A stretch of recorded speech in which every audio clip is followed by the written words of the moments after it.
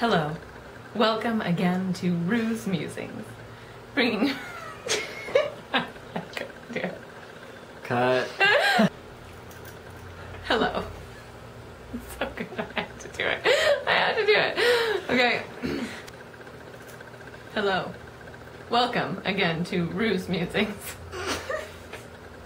So funny.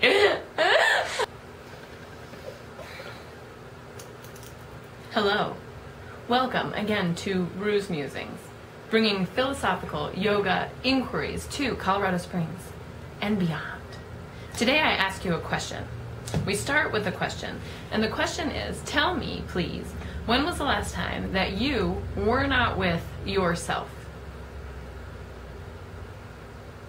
That's pretty much never. We are always with ourselves, which is interesting because many of us, essentially everyone I've ever met and know, maybe except for one person, spends a lot of time trying to get away from themselves. So being ourselves, being inside these bodies, being with our consistent chattery minds is so frequently uncomfortable. In comes essentially all of the media, which preys on our desire to get away from ourselves. If you take this pill, if you go on this vacation, if you drink this beer, if you eat this sandwich, you'll experience more happiness getting away from yourself.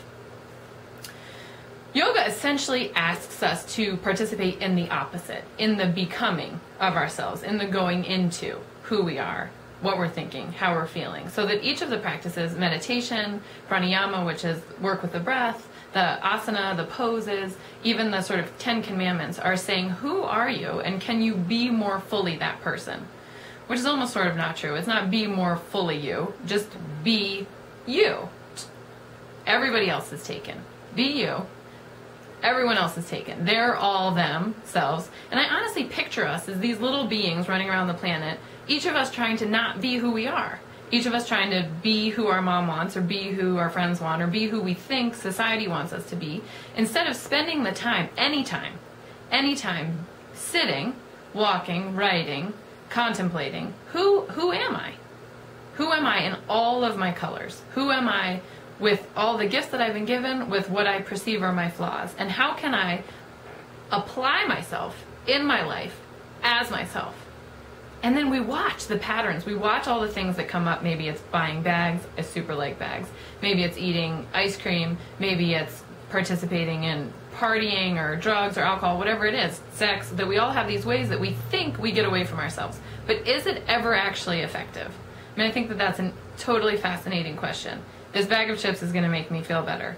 For a second, your taste buds are happy, and then your belly hurts. This is true of most of our escaping behaviors. And instead, when that desire comes up, oh, I want to buy this bag, or I want to boink this person, so I don't have to be with myself, how can we say, what happens if we soften? I love the idea of softening. I love the idea of opening. So we soften and open inside of that uncomfortable emotion and say, this is who I am. What am I trying to run away from? What am I trying to avoid? Is it a feeling of loneliness? Is it a feeling of vulnerability? Is it a feeling of not being enough? So that then we're like, where does that come from? Where does that feeling come from? And how can I, rather than run away from it, how can I practice being with it? Being with ourselves. Being ourselves. That's the practice of yoga. So it's not how can I escape and feel better, it's how can I embody and feel better. That's really all we're doing. And I think it's awesome. Do you think it's awesome? Let me know. Let me know what you think about this video and share it with your friends, and I will see you next week.